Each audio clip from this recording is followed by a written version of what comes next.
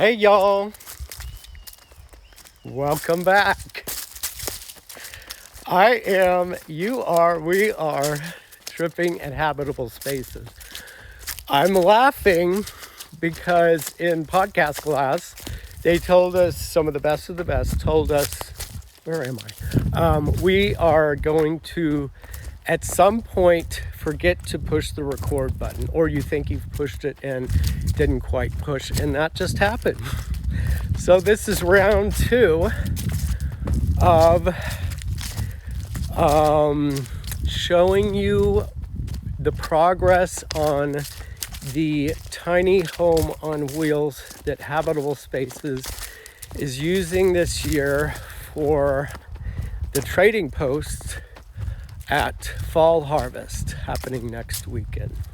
So basically the trading post still has a few items. They keep a running inventory of things that people traded, and they're going to put it into the mix this year. That was the trades were done last year and they kept them. They're going to reincorporate into this year. So I see the pig pen that I'm looking for. I still get lost out here. Can't do GPS out here on these paths. But Habitable Spaces has had this trading post for a few years, and every year they have it, they make improvements. This year is the big improvement because they're going to turn it into a multifunctional space that also doubles as a tiny home, which will be mobile on the trailer, and it will have electric, plumbing, and heating and air conditioning. So this is a really big upgrade. I think it's going to be used for, when it's not being used as a trading post, it'll probably be used to house visiting artists and residents,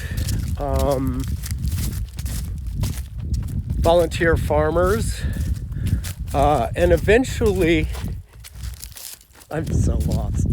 They're going to have classes here on campus, and people are going to be able to purchase packages where they can take a class and stay for the weekend. And probably, farm to table breakfasts, dinners, things like that. So it's going to be a very exciting thing for them to have. It's probably going to be parked next to the makerspace, which just got solarized, thanks to a local solar company. Sorry, I'm forgetting who that was. So it's a very visual, sculptural thing, and it's very exciting when you see it, because a lot of people have never seen tiny homes, especially the ones on trailers. To a lot of the more hardcore tiny home enthusiasts, it doesn't count as a real tiny home unless it's on wheels.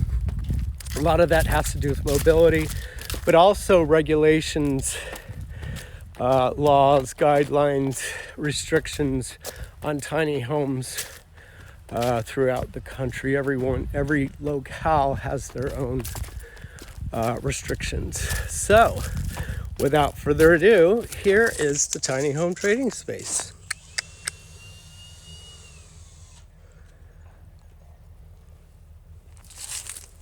Pretty cool. Tiny home trading post. Hey, Allison, how are you? Hey. I was just explaining that we had already done one thing and I forgot to push the record button. Oh my God. Is it running now? It's running now. All right. Hi, Laura. Hi, Anna.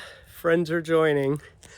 Okay, so this is the trading post. Yes. So cool. Yes. Hi, Kim. We had this last year, and we were able to buy the trailer for this through a grant from Union Pacific. Oh, yeah, I saw the sign there. Mm-hmm. They give money to any nonprofit that exists in a town where the train tracks run through. Is that the railroad company? Mm-hmm. Very cool. All right, let's do a walk around, see what we got. Yeah.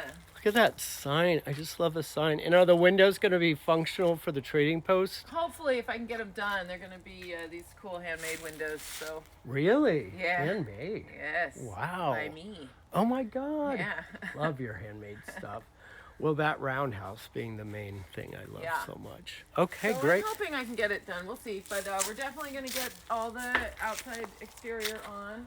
Look at that corrugated. Yeah. So cool.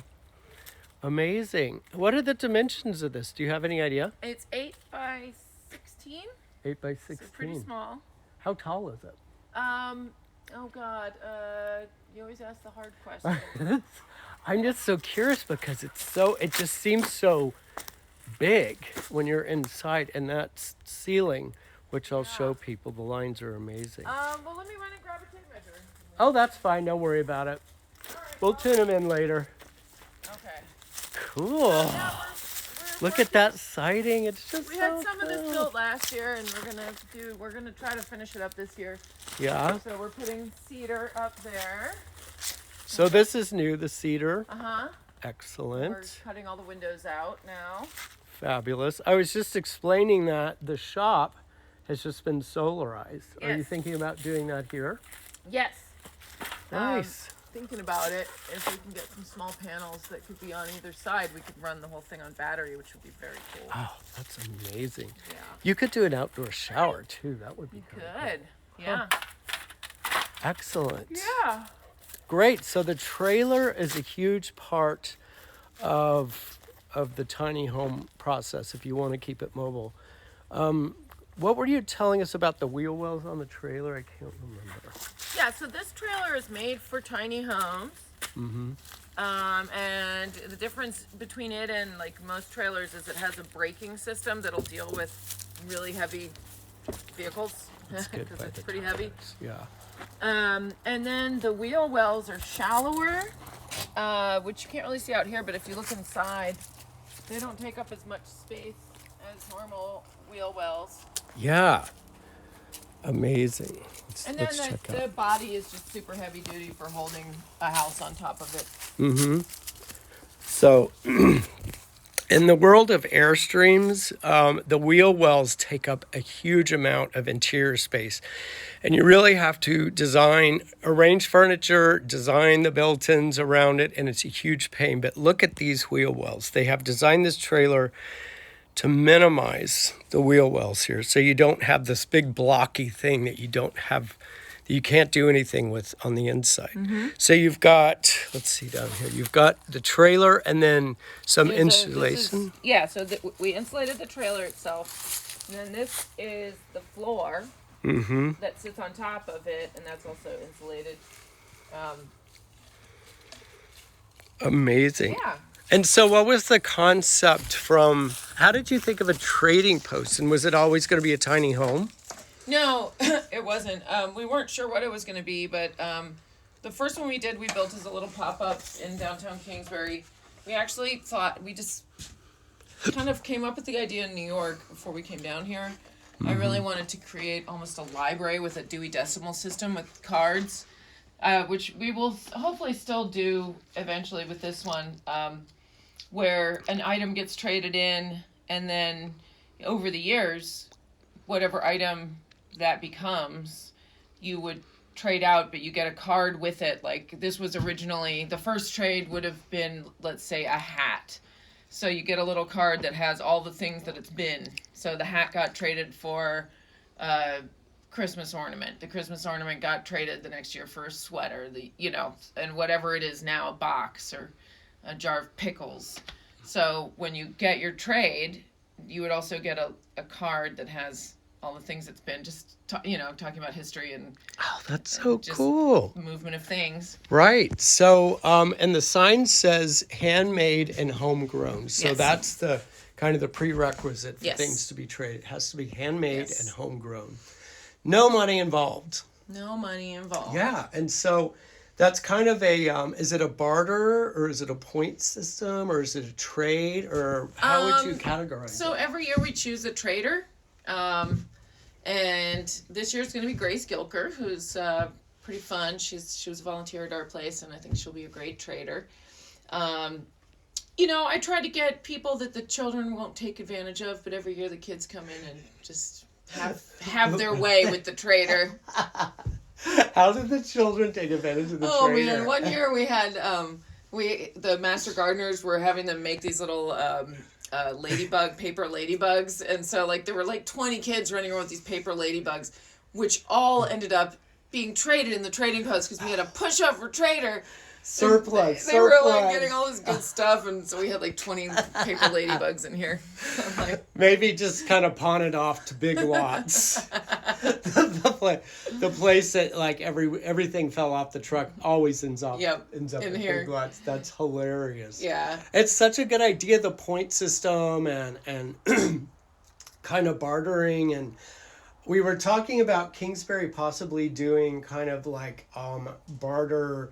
You can barter your talents or skills or labor in exchange for points. Yes. There's a word for that. What is do you know what I looked it up and well, I don't know. Our friend Christina told us there's a term for that you can microcurrencies?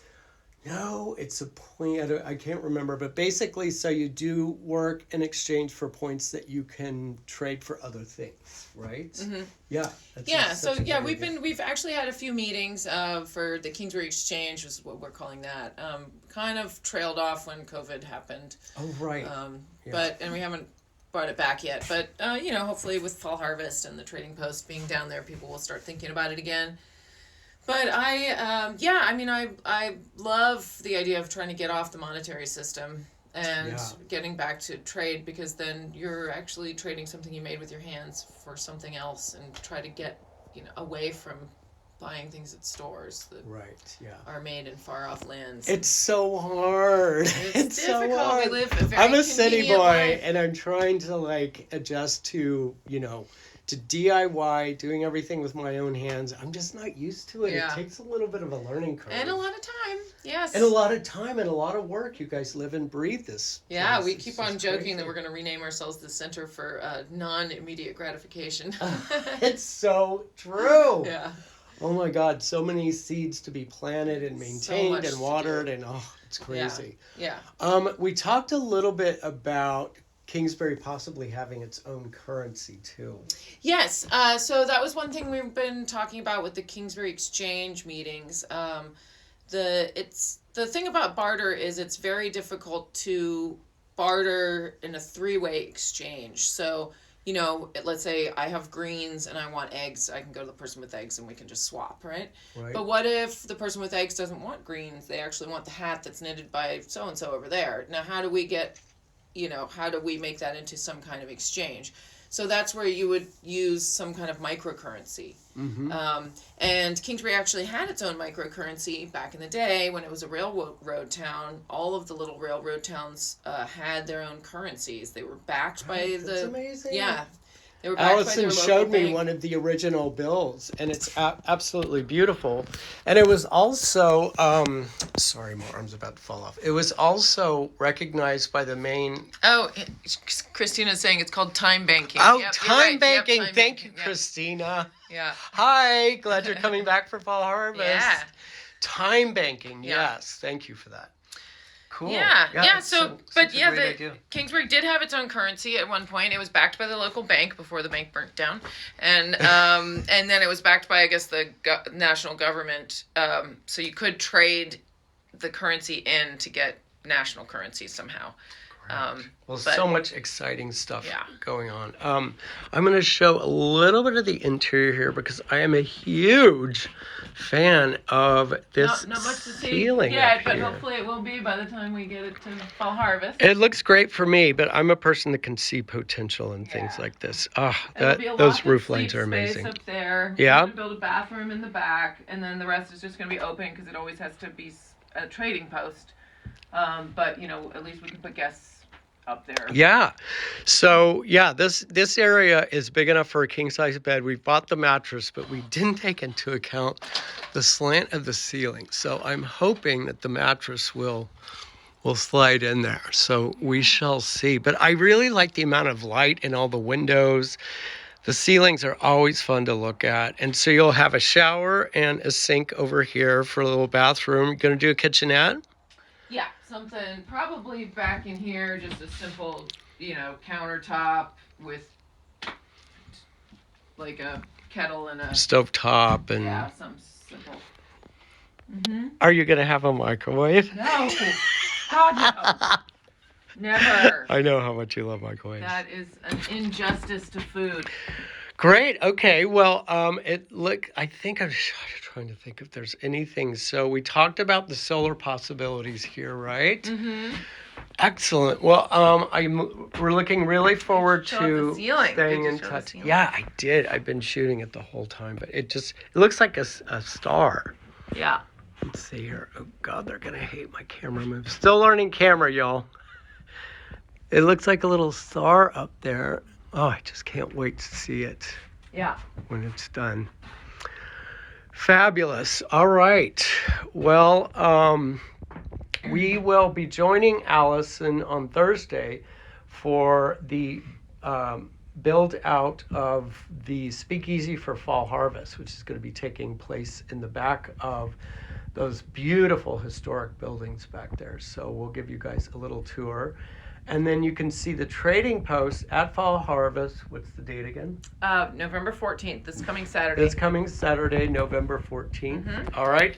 Check out habitablespaces.org. So excited. Tripping with Trip, the podcast, is being edited right now with spectacular music by a local band called Train Town. Really good stuff. So check out trippingwithtrip.com and Instagram Tripping with Trip. And we rebroadcast these live shoots on Habitable Spaces Instagram. So yes.